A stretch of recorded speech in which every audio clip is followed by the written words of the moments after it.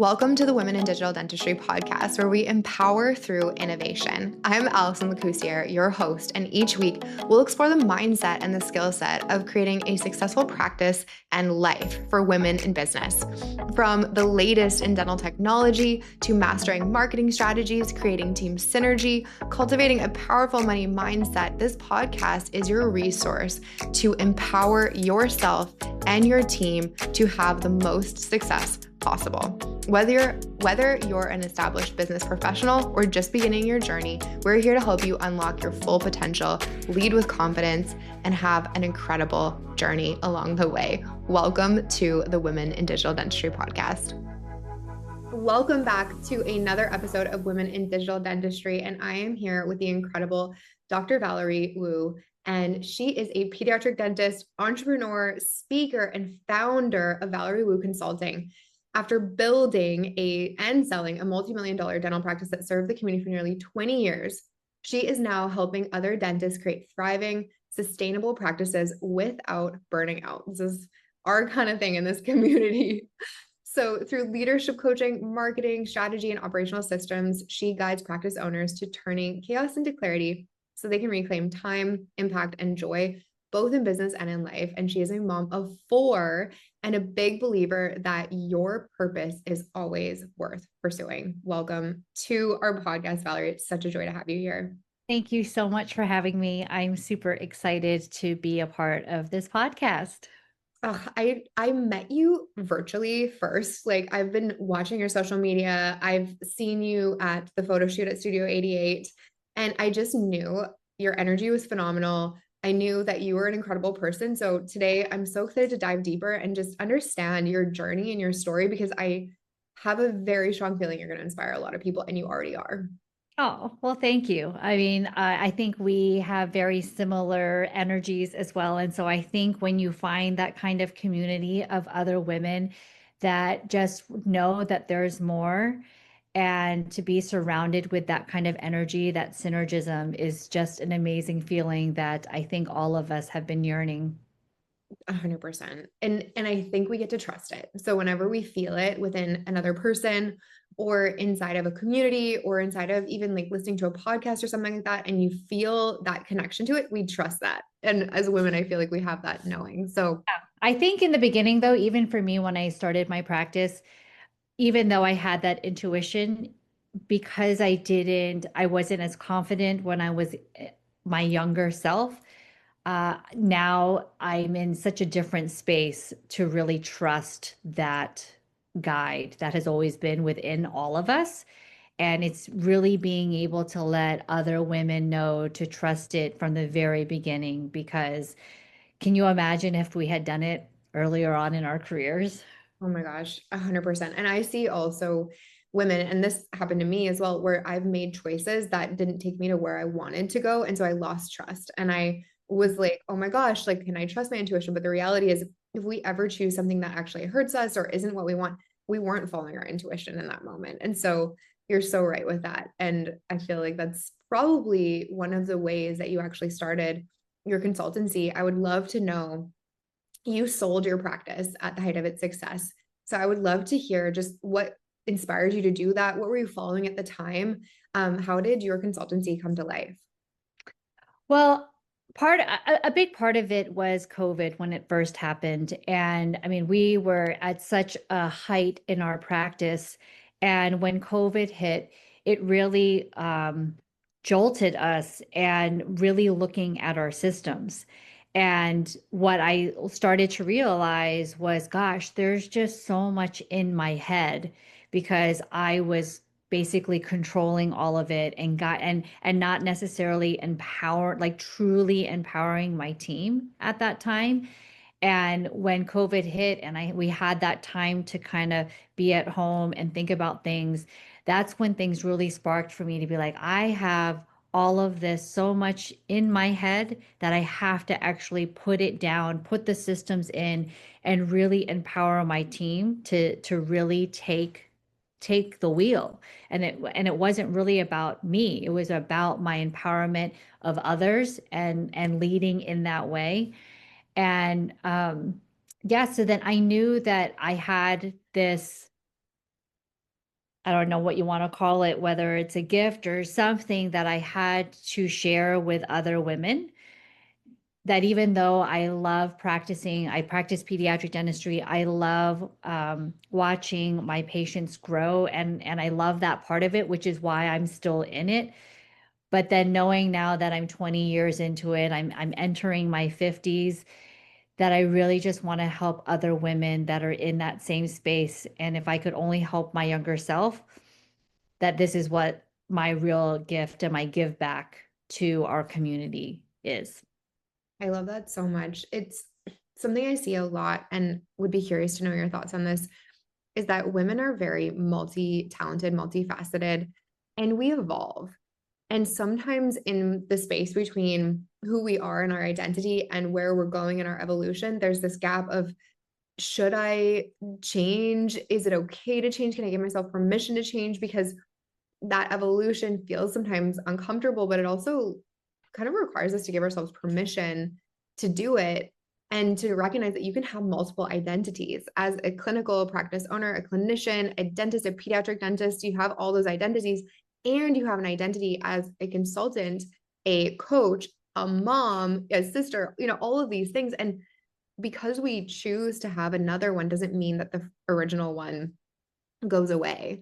But Right. would love to hear your thoughts on that. Oh my gosh. That is exactly what I have been going through. And that's why I love that I've been resonating with so many of these other women that have similar stories. Is there was so much identity. I mean, I thought that that's who I was and that's it. And grappling with that, that was just like, no, that is not just me. I am also, right? There's that shift of you can be more than just one thing. And it's not that I regret obviously ever being a pediatric dentist or growing. And it's really just finding that path that has always been there, but letting it bloom to something more, I think is what it is, because I've always had the entrepreneurship, I've had the leadership, I've had all those skills, and I used it. I felt like being a clinician was that one vehicle, and now I'm using a different vehicle by being able to help other women through this journey of growing their business, whether it's in the practice of clinical dentistry or even outside. I mean, now we're seeing so many other people, not just women, but also men going outside of dentistry and using that skill set that we have, because there was always that old thought that when you go to dental school, you're only doing dentistry and doing that clinical work when there is so much more outside of it. 100%. And I would say too, a lot of times the evolution comes only after we go through what we chose to go through. Like that version of you chose dentistry, chose pediatric dentistry, and you couldn't be who you are today without making those choices. And so it's all for something. And I always feel we end up exactly where we're meant to be when we trust our intuition, when we are aligned. And that is really what makes the journey really fun, is just not sometimes just not knowing and then allowing it to unfold. Yes. And that's what has been such an amazing part of now this new chapter in my life, in my career, is that letting go concept. Because so many of us dentists have that type A, controlling, perfectionist type of personality. And when I truly, truly let go and follow the breadcrumbs and just let people come into my life and just explore that relationship further and give it your heart and with purpose, it takes you so much further. And it's such I don't know, like I know that you know what it's like when you just literally let go and know that if it resonates, follow it. Mhm. And when to say no, because when you just say yes to things that feel good, then you know that it's going to take you in the right direction. Yes. Oh my gosh. And I think something that as women, and I used to have this belief as well, is that we have to struggle and we have to, like, it's a sign that things are going well if we're like pushing, hustling, grinding, like struggling. And I think a lot of women have very high pain tolerance. Like, we're good at the struggle. And so, especially a very type A, high performing woman, like we grow up learning that this is the way to do it. But it's this total shift when we flip it and say, actually, I can trust my desires. I can trust what feels good to me. I can trust the connections that feel good. And that actually leads me towards the highest level of success. But it's like a recalibration of our brains to think, I actually get to feel good all of the time. And it Yeah. doesn't, life doesn't throw us curveballs. It just means that the norm for us is that we feel great. So Yeah. Yeah. My word of the year is rhythm. And I think for so long, we were always taught to chase that idea of balance. And Mhm. for me, by like redefining what that meant for me meant rhythm, right? Because we think that we have to be all and give our 100% in every single category of our life. But it's really about the season and the rhythm of what feels good and not that whole multitasking thing, because then you're not truly present where you really need to be at that moment. 100%. So you have raised 4 kids and you've raised a practice and you're raising a consultancy business. What are the mindset shifts or the structures that have helped you balance both without losing who you are? With you take me for somebody who is deeply connected to yourself, who has that like self connection. So tell me a little bit about how you've been successful with that.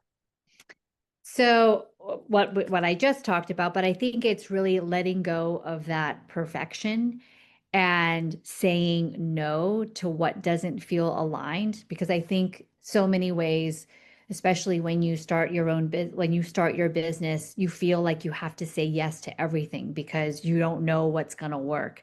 But it's really saying no to what doesn't feel aligned. And just as you create systems at in your business, I also create systems within my own home. That has been a huge thing for me. I mean, I think you just got back from some time away as I did, and it felt really good not to look at that email and just sort of shut that part off. And I think you even wrote it in your own email, like you wrote, I'm away, whatever that it is. And I think now, like that, I respect that so much to be like, she's away and I'm not gonna bother her because that means like that's her time to reset to and I do the same thing now. Whereas back in the day, I did not. I would be on my phone, bring my computer. I'd be, doing tours, vacation tours with my family, and at the same time trying to, set up a meeting work related. And this time around, it just felt so good to be like, I am here with my family. People know that I'm away. And like when I got back home, I responded. I was like, I was away with I'm here, whatever. And I think that's when you know that you're dealing with other people that can respect that and understand that you don't have to like stop everything. Even when it's your own business, you don't have to stop everything. Completely. And it pays off in such big ways. And I remember somebody telling me that ages ago, and I for whatever reason just didn't believe them. I'm like, no, like you have to. Like this is entrepreneurship. And what I've learned is that we get to make our own rules. We really do. And we get to make rules that really honor the things that are equally and more important in our lives and our businesses. And that doesn't mean that we let our businesses go to the wayside. It doesn't mean that we don't do a great job with everything we do. It just means that we hold space for the things that when we're talking, 30, 40, 50 years from now, we're going to be looking back on and saying that was what was important. Those people, those moments, those experiences, the time with your kids, like that is the thing that you don't get to go back to. And Mhm. so I always love to try and give context, and you'll probably love this, and probably maybe have heard this, but we have a bunch of balls that are in the air, and some of them are rubber and a few are glass. And so we can let the rubber ones drop and they'll bounce back. We can pick them up whenever we want, but the glass ones we can't pick up again. And that sticks with me so much when I think about like what are those glass balls for me and for my life and for my clients. Oh my gosh, I love that analogy so much. I'm going to take that. Yeah, take it. Well, I think it's such when people are a visual learner, Mhm. and you like that resonates with me so much to be, that there's that whole the rocks concept, right? When you put the rocks in the sands and all of that. But and I love that one because all the rocks, the bigger ones are the ones that matter. But if you don't put them in first, then you don't have enough room for them if you put them last. But I love the whole rubber concept that all bounce right back. And that's that mind shift of building at all costs versus building what matters. And so I think that when we all focus on what truly matters, then everything will line up properly. And I feel like what you just said is a very feminine approach to business, which is why I think women in business are so brilliant and so beautiful in that aspect. Like there definitely was, this like kind of bro culture of like push, push, push, push, push. And yet women, like, we don't have that option in many ways because we are running a family, we have, the kiddos and things like that. Like there's just a difference there. And that difference in mindset is, building what feels and is right and true versus building at all cost and sacrificing everything. And so I would love to hear from your perspective and what you do. What are the most common challenges that you're seeing dentists, especially women, facing when it comes to leadership or business ownership or balancing? Yeah. I mean, I think the top three are, feeling that you have to wear all the hats. I mean, we all heard it, right? Many female dentists are both clinicians, they're the CEO, they're having kids, they're trying to lead the business, but then no one taught them how to actually run a business. They taught them the clinical skills, but not the actual business skills. And so those are the things that we try to learn on the side or along the way by making the mistakes or, trying to join Facebook groups or something to kind of learn that business part. I mean, I think other challenges that we have is that lack of systems that we talked about, where in the beginning, especially, we tend to react instead of lead, right? Whatever comes at us, we just want to fix it right away without necessarily seeing like, do we actually have a system for this? Are these things documented? So that's sort of what I talked about even before, like when COVID hit, to be like, I didn't realize how many of my systems weren't really documented because I was there all the time. And so they relied on me for like if they didn't know it specifically because I did not document it. So like that documentation is so key because if you were to step away, if you were to, whatever it was, then your team would feel empowered to be like, okay, this is the system. And and it's what we also talked about right now is that burnout and guilt, right? That pressure that we have to be everything to everyone at every like 24/7, right? And so it's being present and we silently suffer because we feel like we're not being who we need to be to everyone. Yes, that silent suffering is something I really want for anybody that's listening to this, anybody that, is feeling that way, to know that you don't have to. I see so many women not ask for help. And I mean, again, like guilty for many years of not asking for help, not delegating, just expecting that the burden has to be on my shoulder, but it really doesn't have to be. What allowed you to start asking for help or delegating or not silently suffering anymore? Like, what was the mind shift for you?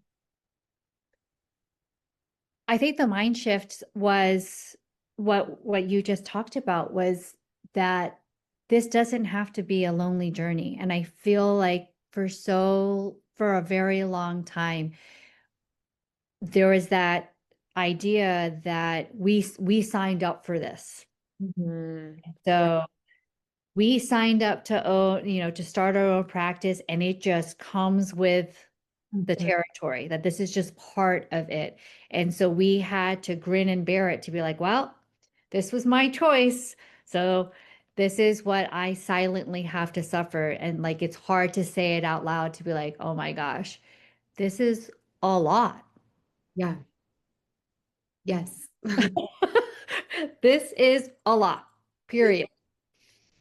And I just feel so comforted knowing that there are so many women like you and other people in our other women in our community that are finally saying this out loud.